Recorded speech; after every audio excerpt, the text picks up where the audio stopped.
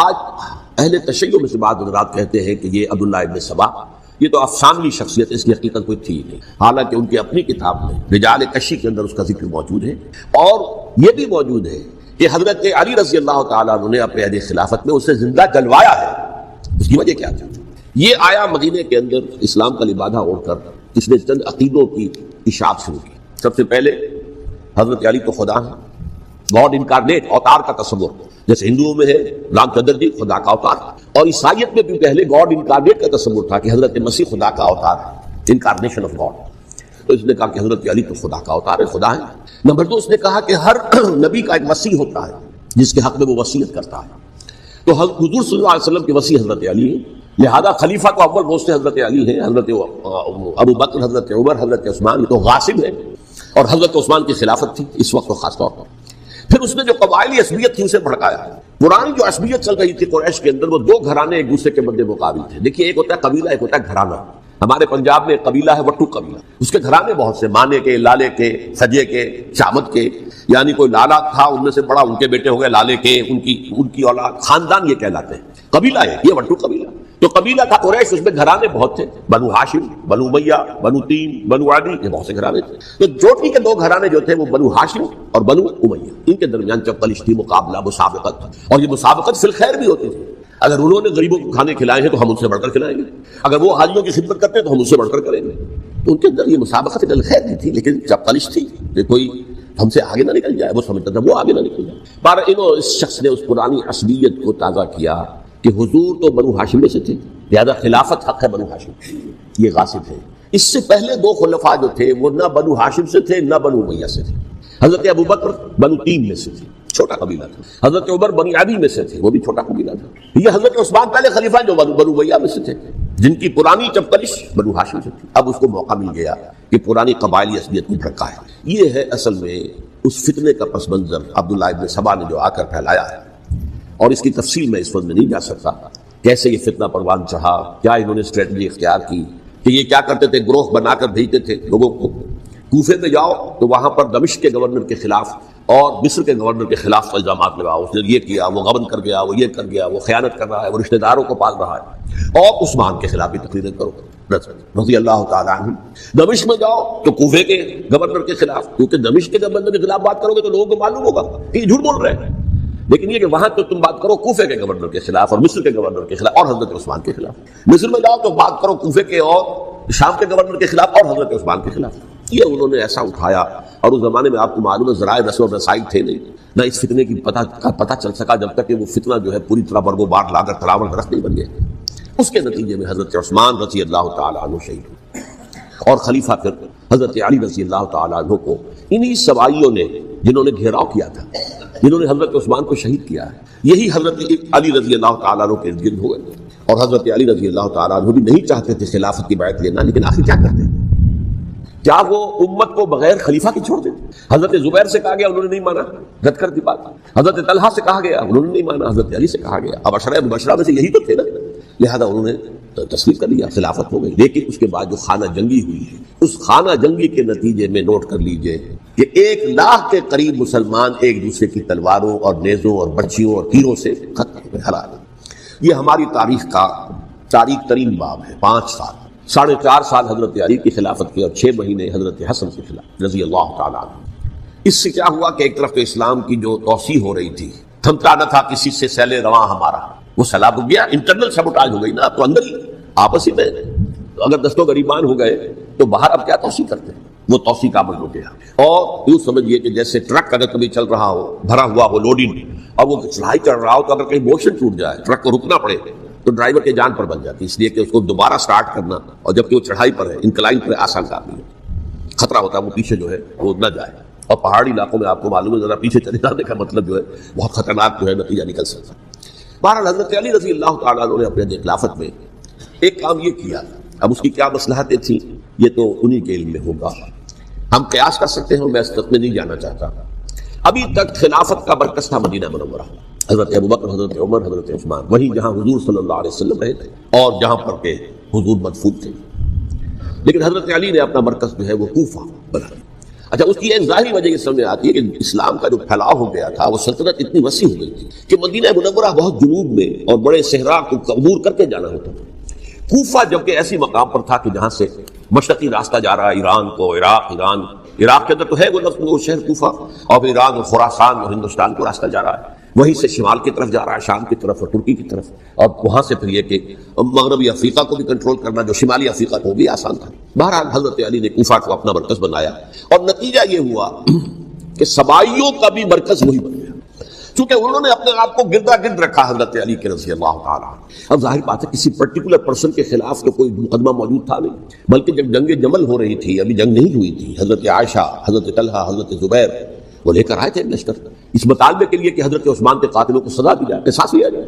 حضرت علی رضی اللہ تعالیٰ عنہ سے گفت و شنید ہو رہی تھی، حضرت علی جو ہے اس پر آمادہ ہو گئے کہ ٹھیک ہے، میں جو بھی قاتلین عثمان ہیں ان کو گرفتار کر کے سزا دوں گا۔ این اسی وقت کوفے کی مسجد کے اندر جو ہے 10,000 کا مجمع کھڑا ہو گیا، ہم سب قاتل عثمان ہیں، لو ہم سے بدلہ کہاں لوگے۔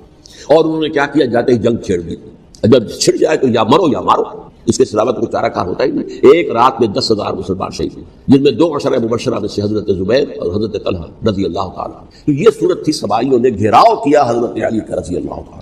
حضرت معاویہ دعوے دار نہیں تھے خلافت کے، قطعاً نہیں، ان کا صرف ایک دعویٰ تھا، اور وہ یہ تھا کہ عثمان کے قاتلوں کو گرفتار کرو، یا خود سزا دو یا ہمارے حوالے کرو، ہم اس سے قصاص لیں گے۔ اس لیے کہ قبیلہ بنو امیہ کا تھا، اور حضرت ابی معاویہ بنو امیہ میں سے، تو ایک خاندانی طور پر جو ہے ہم قصاص لیں گے ان سے جنہوں نے قتل کیا ہے حضرت عثمان۔ لیکن یہاں ظاہر بات ہے کہ حضرت علی رضی اللہ تعالیٰ عنہ کی طرف سے مطالبہ یہ ہوتا تھا تم پہلے میری بیعت کرو، میرے ہاتھ مضبوط کرو تاکہ میں ان کے خلاف کوئی اقدام کر سکوں۔ لیکن انہیں یہ اندازہ تھا کہ اگر میں نے بیعت کی تو ظاہر بات ہے کہ حضرت علی تک پہنچنے سے پہلے مجھے گردن اڑا دیں گے یہ لوگ، اس لیے کہ سبائی جو ہے وہ آپ کو گھیرے ہوئے۔ بہرحال ایک عجیب الجھاؤ، ایک ڈائلیما تھا جس کی وجہ سے یہ جنگ چلتی رہی، اور حضرت علی رضی اللہ تعالیٰ عنہ کو انہی کے شیعان علی ہی کے اندر سے وہ جماعت علیحدہ ہوئی تھی جس کو ہم خوارج کے نام سے جانتے ہیں، اور ایک خارجی ملزم ابن ملجم ہی نے حضرت علی کو شہید کیا رضی اللہ تعالیٰ عنہ۔ پھر حضرت حسن رضی اللہ تعالیٰ عنہ، اب دیکھیے کس قدر صحیح بات تھی جو حضرت علی رضی اللہ تعالیٰ عنہ نے فرمائی جب ان سے کہا گیا کہ کیا ہم آپ کے بیٹے حسن کے ہاتھ پر بیعت کر لیں رضی اللہ تعالیٰ عنہ۔ فرمایا نہ میں تمہیں اس کا حکم دیتا ہوں نہ میں اس سے روکتا ہوں، یہ تمہارا معاملہ ہے، امرہم شورا بینہم، تم اپنے باہمی مشورے سے جو فیصلہ کرو گے ٹھیک ہے، میں نہ حکم دیتا ہوں نہ روکتا ہوں۔ اس کا کیا مطلب ہے؟ باپ کے بعد بیٹے کی خلافت ہرگز حرام نہیں ہے، ورنہ کہتے کیسے ہو سکتا ہے میرا بیٹا؟ نہیں، یہ نہیں کہا۔ حضرت عمر سے بھی کہا گیا تھا کہ اپنے بیٹے کو نامزد کر دیں، عبداللہ ابن عمر کو، تو انہوں نے جواب میں کیا کہا؟ اسے تو طلاق دینی بھی نہیں آتی۔ انہوں نے اپنی کسی زوجہ کو طلاق دی تھی اور اس میں جو صحیح ترین طریقہ ہے وہ اختیار نہیں کیا تھا، انہیں طلاق دینے تک نہیں آتی تو میں اسے خلیفہ بنا دوں۔ یہ نہیں کہا تھا کہ باپ کے بعد بیٹا خلیفہ نہیں ہو سکتا، یہ تو نہیں تھا، کہیں حرام نہیں ہے، نہ کتاب و سنت میں، نہ کوئی حدیث ہے، نہ کہیں قرآن مجید میں۔ تو حضرت علی نے بھی فرمایا رضی اللہ تعالیٰ، نہ میں روکتا ہوں نہ حکم دیتا ہوں، یہ تمہارا اپنا معاملہ ہے۔ بہرحال حضرت حسن رضی اللہ تعالیٰ عنہ نے حضرت امیر معاویہ سے صلح کر لی، خلافت ان کو سپرد کر دی۔ دیکھیے میں حضرت ابوبکر، حضرت عمر، حضرت عثمان، حضرت علی کے ساتھ حضرت حسن کے دور خلافت کو بھی خلافت راشدہ میں سے سمجھتا ہوں، اور تبھی 30 سال پورے ہوتے ہیں اس حدیث کے مطابق کہ حضور نے فرمایا خلافت کی 30 برس رہے گی پھر ملوکیت آ جائے گی۔ تو حضرت حسن کا بہت بڑا کارنامہ یہ ہے کہ اس خانہ جنگی کا دروازہ بند کر، اور یہ پیشن گوئی تھی حضور کی صلی اللہ علیہ وسلم۔ حضرت حسن جو بچے تھے حضور کے انتقال سے پہلے، میرا یہ بیٹا مسلمانوں کے 2 گروہوں میں صلح کرائے گا، یہ حضور کی پیشن گوئی تھی، اور وہ پیشن گوئی حضرت حسن کے علم میں بھی ہوگی یقیناً۔ بہرحال انہوں نے صلح کی حضرت امیر معاویہ کے ساتھ رضی اللہ تعالیٰ عنہ، خلافت ان کے حوالے کر دیا، اور کچھ شرائط تھی طے ہو گئی، اللہ اللہ خیر سے۔ حضور کی تو یہ پیشن گوئی جو ہے صحیح ثابت ہوئی کہ میرا یہ بیٹا مسلمانوں کے 2 بڑے گروہوں کے درمیان صلح کرا دے، اور سبائیوں نے انہیں تانے دیے، یا عار المومنین، اے مومنوں کے لیے موجب عار، موجب شر، تم نے بزدلی دکھائی ہے، تم نے امیر معاویہ کو خلیفہ تسلیم کر لیا، تم نے بزدلی دکھائی ہے، معاذ اللہ ثم معاذ اللہ ثم معاذ اللہ۔ اب میں کچھ باتیں حضرت امیر معاویہ کے بارے میں کہنا چاہتا ہوں، اس لیے کہ وہاں اس میں نے حضرت معاویہ کے بارے میں یہ تو بہت شدت کے ساتھ کہا تھا، اور میں اب بھی اس پر قائم ہوں اور پوری طریقے سے قائم ہوں۔ میرا مستقل موقف یہی ہے کہ حضرت معاویہ رضی اللہ تعالیٰ عنہ کے دور خلافت کو ہم خلافت راستہ میں شامل نہیں سمجھتے، اہل سنت میں سے کوئی بھی نہیں سمجھتا، لیکن اس کے ساتھ میں نے حضرت امیر معاویہ کے کچھ مناقب بھی بیان کیے تھے تاکہ پلڑا جو ہے ترازو کا اس کے دونوں پلڑے سامنے آئے، لیکن یہ وہ حصہ میرے اس بیان کا نکال دیا گیا، ختم کر دیا گیا۔ یہ میں نہیں جانتا کہ اس میں کیا مصلحت دیکھی گئی ہے، اس میں تو کسی کے لیے کوئی معاملہ ایسا نہیں تھا کسی کے جذبات کو جو ہے وہ ٹھیس پہنچانے والا، کیونکہ میں نے کہا وہ خلیفہ راشد نہیں تھی، صاف میں نے کہا، بلکہ وہ دور ملوکیت کا آغاز ان سے ہو گیا ہے۔ بلکہ جب ایک صاحب نے یہ کہا کہ کربلا کے بعد سے دور ملوکیت آ رہی تھی، تو میں نے کہا نہیں جناب، دور ملوکیت تو 20 سال پہلے پوری ہو چکی تھی، شروع ہو چکی تھی۔ حضرت امیر معاویہ کے بھی 20 سال میں وہ دور ملوکیت میں شمار ہوا۔ انہیں کسری العرب بھی کہا گیا، عرب کے کسریٰ، جو شہنشاہ ایران کا خطاب تھا، حضرت معاویہ رضی اللہ تعالیٰ عنہ کو کسری العرب کہا گیا، عرب کا کسریٰ یہ۔ لیکن دوسری طرف یہ ہے کہ وہ صحابی رسول رضی اللہ تعالیٰ، حضور کے برادر نسبتی بھی ہیں، حضور کے صالح ہیں، ان کی ہمشیرہ ام حبیبہ حضور کی زوجہ محترمہ ہیں، ام المومنین ام حبیبہ رضی اللہ تعالیٰ عنہ۔ پھر کس قدر معتمد علیہ تھے حضور کے کہ کاتبان وحی میں شامل تھے، وحی کی کتابت کرنے والے چند لوگ تھے جنہیں کہ حضور کہتے تھے کہ اب یہ آیت لکھ لو، ان میں سے ایک امیر معاویہ رضی اللہ تعالیٰ۔ تو بڑے توازن کی ضرورت ہے۔ دیکھیے صحابہ کرام کا جہاں تک تعلق ہے، اہل سنت کا موقف یہ ہے کہ صحابہ تو کلہم عدول، صحابہ سب کے سب نیک نیت تھے، اور ان کی روایت جو ہے قبول کی جائے گی، رد نہیں کی جائے گی، ان پر کوئی جرح و تعدیل نہیں ہوگی، اس لیے کہ ان کا تزکیہ محمد رسول اللہ صلی اللہ علیہ وسلم نے کیا تھا۔ لہذا یہ تو ہو سکتا ہے کہ کسی صحابی سے کوئی خطا ہو جائے، لیکن وہ خطا اجتہادی ہوگی، نیت کی خطا نہیں ہوگی، نیت کی غلطی نہیں۔ اگر کسی صحابی کی نیت پر حملہ کیا جائے تو یہ اصل میں کام ہے، حملہ ہے حضور پر کہ وہ تربیت دے نہیں سکے اپنے ساتھیوں کو، معاذ اللہ ثم معاذ اللہ ثم معاذ اللہ، وہ تزکیہ کر ہی نہیں سکے۔ 3 جگہ جو قرآن میں آیا ہے یتلو علیہم آیاتہ ویزکیہم، تو کیا تزکیہ کیا؟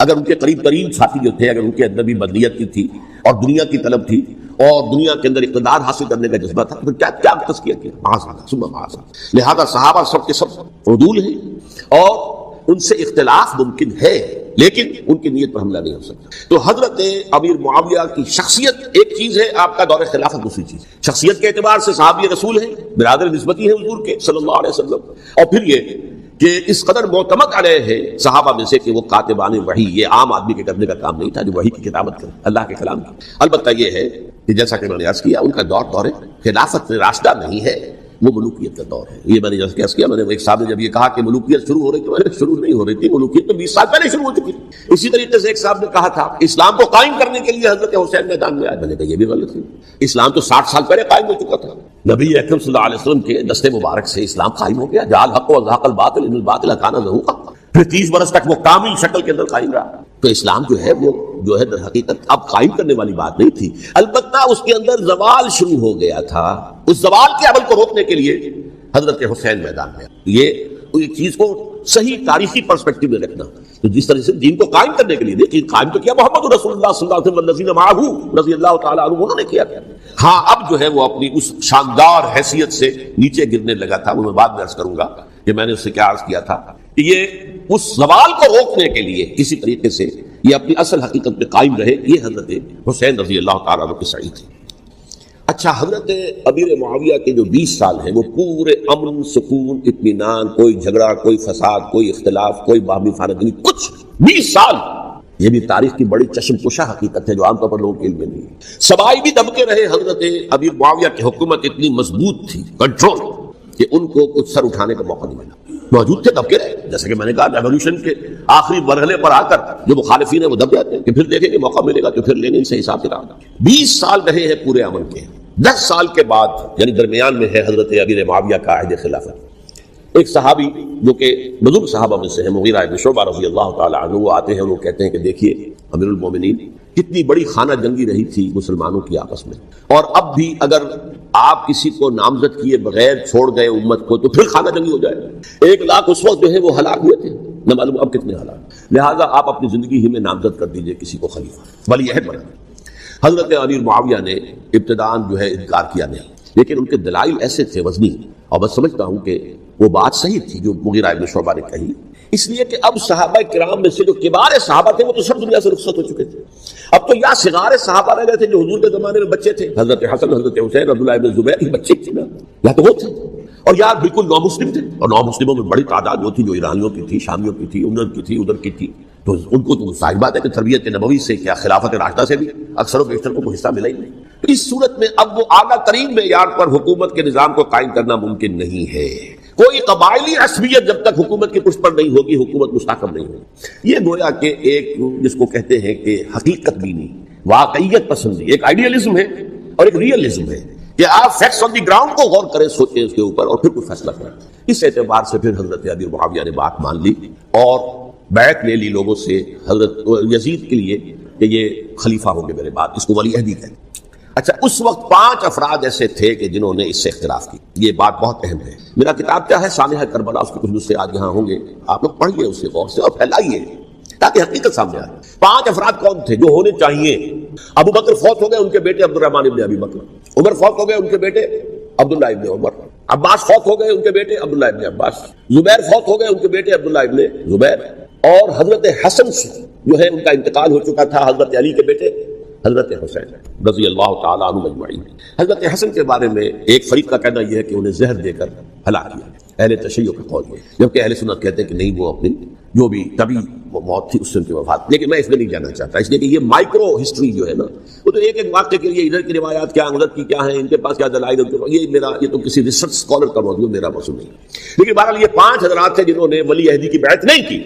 لیکن حضرت معاویہ اتنے حریب الطبع انسان تھے، انہوں نے جبر نہیں کیا، کوئی تشدد نہیں کیا. ٹھیک ہے، ولی عہدی کی بیعت نہیں کر رہے، کوئی بات نہیں. میری بیعت تو کی ہوئی ہے نا، ابھی تو میں زندہ ہوں، بات ختم ہو گئی. میری بیعت کو تو نہیں توڑا انہوں نے، فسخ بیعت نہیں کی. اس اعتبار سے انہوں نے نہ کوئی تشدد کیا، نہ جبر کیا، نہ کوئی مواخذہ کیا. لیکن جب امیر معاویہ کا انتقال ہو گیا، اب ولی عہدی کی بجائے وہ اب خلافت کی بیعت کی. سب لوگوں نے بیعت کر لی. ان 5 میں سے ایک فوت ہو چکے تھے. حضرت عبد الرحمن ابن ابی بکر فوت ہو چکے رضی اللہ عنہ. 4 تھے، ان 4 میں ایک اختلاف ہوا. 2 کی رائے یہ تھی، عبداللہ ابن عمر، عبداللہ ابن عباس، کہ اگرچہ یہ کام غلط ہوا ہے، اسلام کی روح کے منافی ہوا ہے، یہ بادشاہت کی بنیاد پڑ رہی ہے، لیکن یہ بات ایسی نہیں ہے کہ اس کی بنا پر ہم خانہ جنگی شروع کروا دیں، امت کے اندر خون خرابہ کروائیں، فساد کروائیں. لہذا انہوں نے بیعت کر لی. اب کوئی اگر یہ کہے معاذ اللہ کہ وہ بک گئے تھے یزید کے ہاتھ میں، معاذ اللہ ثم معاذ اللہ، وہی بات آپ اختلاف کر سکتے ہیں کہ انہیں نہیں کرنی چاہیے تھی. یہ کوئی رائے رکھے، مجھے اختلاف نہیں، لیکن ان کی نیت پر حملہ کریں گے تو حملہ محمد رسول اللہ پر ہوگا صلی اللہ علیہ وسلم. عبداللہ ابن عمر کون ہے؟ کتنی حدیثیں ان سے جو ہے وہ منقول ہیں. عبداللہ ابن عباس کون ہے؟ جنہیں حضور نے جو ہے جن کے لیے دعا کی تھی، اے اللہ فقہہ فی الدین وعلمہ التاویل، اے اللہ اس نوجوان کو دین کا فہم عطا کر اور قرآن کی تعویل اور تفسیر کا علم عطا کر. حبر الامہ کہلاتے ہیں. وہ کہیں پیسوں اور ٹکوں کے عوض جانے والے نہیں تھے. انہوں نے امت کی مصلحت دیکھی، نیت جو ہے اس پر حملہ نہ کیجیے. البتہ اختلاف کا حق آپ کو حاصل ہے. 2 حضرات جو ہے ڈٹے رہے کہ نہیں، ہمیں کم وقت میں ریزسٹ کرنا ہے. عبداللہ ابن زبیر عمر کے اعتبار سے وہ بڑے ہیں. مسلمانوں میں سب سے پہلے ولادت مدینے میں جا کر جو ہوئی ہے وہ عبداللہ ابن زبیر کی ہوئی ہے. ہجرت کر کے جب مہاجرین وہاں پہنچے، کچھ عرصے تک کسی کے ہاں کوئی اولاد نہیں ہوئی، تو لوگوں نے تانے دینے شروع کر دیے کہ معلوم ہوتا ہے کہ یہاں آ کر یہ مکے کے رہنے والے جو ہے کمزور ہو گئے ہیں، ان کی اولاد ہی نہیں ہو رہی. تو عبداللہ ابن زبیر کی ولادت ہوئی ہے. یہ حضرت ابو بکر کے نواسے ہیں، حضور کی زوجہ محترمہ حضرت عائشہ کی بہن، حضرت دیکھیے ابھی نام نکل گیا ہے جی، حضرت اسماء رضی اللہ تعالی عنہا عنہما، یہ ان کے صاحبزادے ہیں، حضرت زبیر کے بیٹے. ان کا فیصلہ ہوا کہ ہمیں رجسٹ کرنا ہے کم وقت میں، ایٹ اینی کاسٹ. حضرت حسین ابن علی رضی اللہ تعالی عنہما کا بھی فیصلہ ہوا کہ ہمیں رجسٹ کرنا ہے کم وقت میں. البتہ ان میں بھی ایک اختلاف ہو گیا، یعنی یہ 2 تو جڑے رہے، ان 2 میں اختلاف ہو گیا. عبداللہ ابن زبیر کا کہنا یہ تھا کہ ہمیں حجاز میں رہنا چاہیے، یہ سرزمین ہے جس میں نبوت کی برکات سب سے زیادہ ہے، یہاں ہم مضبوط قلعے کے اندر ہیں، ہمیں یہاں سے جو ہے رجسٹ کرنا چاہیے اور ختم کرنا چاہیے اس نظام کے اندر جو خرابی آ گئی ہے. حضرت حسین رضی اللہ تعالیٰ عنہ کے پاس خطوط کا تاغا بنا ہوا تھا. کوفے سے لوگ خط لکھ رہے تھے، آئیے آئیے آئیے، ہم آپ کے ہاتھ میں بیعت کریں گے، ہم آپ کے ہاتھ میں بیعت کریں گے، ہم آپ کے ہاتھ میں بیعت کریں گے. یہی وہ کوفہ جو حضرت علی کا دارالخلافہ رہا تھا اور جو پھر سبائیت کا گڑھ بن گیا تھا. چنانچہ حضرت حسین نے حضرت مسلم بن عقیل کو بھیجا وہاں پر کہ میرے نمائندے کی حیثیت سے جا کر وہاں پر بیٹھ لو. 10-12 ہزار افراد نے بیٹھ کر لی. لیکن اس کے بعد یزید کی طرف سے گورنر بنا کے بھیجا گیا ابن زیاد کو. ابن زیاد نے آ کر جو تشدد کیا اور سختی کی تو سب کے سب بیعت توڑ کر اور سب منحرف ہو گئے. مخلصین تو وہ تھے نہیں. الکوفی لایوفی، کوفی جو ہے وہ تو کوئی وعدہ وفا کرنے والا ہوتا ہی نہیں. بیعت توڑ دی. فمن نقص فانما ينقص على نفسه. بیعت کے بعد بیعت توڑ دینا بہت بڑا گناہ، توڑ دیا. ادھر اطلاع مل گئی حضرت حسین کو، چل چکے تھے، وہ راستے میں تھے کہ وہاں تو مسلم بن عقیل شہید ہو گئے اور سب لوگوں نے بیعت توڑ دی. اب واپس جانا چاہتے تھے لیکن مسلم بن عقیل کے بیٹے جو ہے اڑ گئے. یہ عرب کی اپنی ایک جو ہے پرانی ان کی حمیت اور ان کا قبائلی نظام کہ اب ہم اپنے والد کے خون کا قصاص لیے بغیر نہیں جائیں گے. حضرت حسین رضی اللہ تعالیٰ عنہ کی مروت اور شرافت، یہ میرا ساتھ دینے کے لیے آئے تھے، اب میں ان کا ساتھ نہ دوں تو یہ تو شرافت مروت کے خلاف ہے. کہا اچھا چلو چلتے. وہاں جا کر بھی عین اپنے میدان کے اندر بھی حضرت حسین رضی اللہ تعالیٰ عنہ نے 3 چیزیں پیش کی ان کوفیوں کے لشکر کے خلاف. سب سے بڑا لشکر کے اندر سب سے بڑے تو کوفی تھے جنہوں نے بیعتیں کی ہوئی تھی حضرت حسین کے ساتھ. دیکھو مجھے جانے دو واپس حجاز کی طرف، یا مجھے سرحدوں پر بھیج دو تاکہ میں کافروں کے ساتھ جنگ کرتے ہوئے اپنی جان دے دوں، یا مجھے یزید کے پاس جانے دو، میں اپنا معاملہ اس سے طے کر لوں. لیکن کوفیوں کو یہ گوارا نہیں تھا. اگر یہ یزید کے پاس پہنچ گئے تو ہمارا کچا چٹھا بیان کر دیں گے کہ مجھے تو ان لوگوں نے برگلا کر بلایا تھا؟ اس لیے کہ دیکھیے حضرت امیر معاویہ کے 20 سالوں کے دوران میں بتا چکا ہوں ان کی حکومت اتنی مستحکم تھی کہ اس کے خلاف کوئی فتنہ اٹھانا ممکن نہیں تھا۔ اب چونکہ چینج اوور ہوا تھا، اور چینج اوور میں آپ کو معلوم ہوتا ہے کہ ایک جس کو کہتے ہیں every thing is in the melting پاٹ، ابھی تو یہ درمیان کے اندر معاملہ ہے، تو انہیں موقع ملا سر اٹھایا حضرت حسین رضی اللہ تعالیٰ عنہ کو، جو خطوط لکھے جس کے کہ تھیلے کے تھیلے اور بوریوں کی بوریاں بھری ہوئی حضرت حسین کے ساتھ تھی، وہ کہا کہ آئیے ہم آپ سے بیعت کریں گے، انہوں نے نہیں مانا۔ اور اصل میں حضرت حسین کے قاتل وہ کوفی ہیں، وہ بزدل، وہ منافق جنہوں نے بیعت کر کے بیعت توڑی، اور اب وہ آ گئے کہ اگر یہ حسین رضی اللہ تعالیٰ عنہ بچ کر کہیں یزید کے پاس پہنچ گئے تو پھر ہمارا کچا چٹھا جو ہے وہ سامنے آ جائے گا اور ہماری پھر شامت آ جائے گا، لہٰذا انہوں نے قتل کیا حضرت حسین کو رضی اللہ تعالیٰ۔ ایک بات جو علامہ ڈاکٹر قلب صادق نے فرمائی، اور مجھے میرے علم میں یہ بات پہلے نہیں تھی، وہ یہ کہ حضرت حسین کے قتل کا فتویٰ ایک بہت بڑے مفتی نے دیا تھا۔ یہ بات بھی ذرا سمجھ لیجیے، حضرت حسین رضی اللہ تعالیٰ عنہ کے قتل کا فتویٰ بہت بڑے مفتی نے دیا تھا۔ کیوں دیا تھا؟ اس لیے کہ حضور کی احادیث موجود ہیں کہ جب ایک شخص کی ایک خلیفہ کی بیعت ہو جائے تو دوسرا اگر کھڑا ہو تو اسے قتل کرو، کھلی حدیث۔ اسی لیے ایک بہت بڑے مفسر بھی ہیں، فقیہ بھی ہیں، قاضی ابن العربی رحمۃ اللہ علیہ، ایک ابن عربی ہیں الف لام کے بغیر، ابن عربی، وہ بہت بڑے صوفی ہیں، فلسفی ہیں، اندلس کے ہیں۔ یہ قاضی ابن العربی ہیں جنہوں نے قرآن کی ایک تفسیر لکھی ہے اس اعتبار سے کہ صرف ان آیات کی تفسیر جن سے کہ فقہی احکام جو ہے ان کا استنباط ہوتا ہے۔ یہ دو تفسیریں اس طور سے لکھی گئی ہیں قرآن مجید کی، احکام القرآن ان کا نام ہے دونوں کا، ان میں سے ایک جو ہے قاضی ابن العربی کی ہے، ان کا ایک جملہ نقل ہوتا ہے، قتل الحسین بسیف جدہ، حسین قتل ہو گئے اپنے ہی نانا کی تلوار سے۔ وہ تلوار کیا تھی؟ جب کسی کی بیعت ہو چکی ہو پھر کوئی کھڑا ہو مدعی خلافت قتل۔ میرے نزدیک حضرت حسین مدعی خلافت نہیں تھے، یہ بات اس وقت سامنے لوگوں کے نہیں آئی، بلکہ حکومت نے یہ باور کرا دیا کہ یہ تو باغی ہے، یہ مدعی ہے خلافت کے، انہوں نے تو دعویٰ نہیں کیا خلافت، وہ تو صرف اس عمل کو روکنے کے لیے میدان میں آئے تھے۔ اور اس بات کو اچھی طرح سمجھ لیجئے کہ اس وقت تک یہ جو تصور آج ہمارے پاس ہے کہ ریاست علیحدہ ہے، حکومت علیحدہ ہے، state of Pakistan, we are loyal to the state of Pakistan, ہم ریاست پاکستان کے وفادار ہیں۔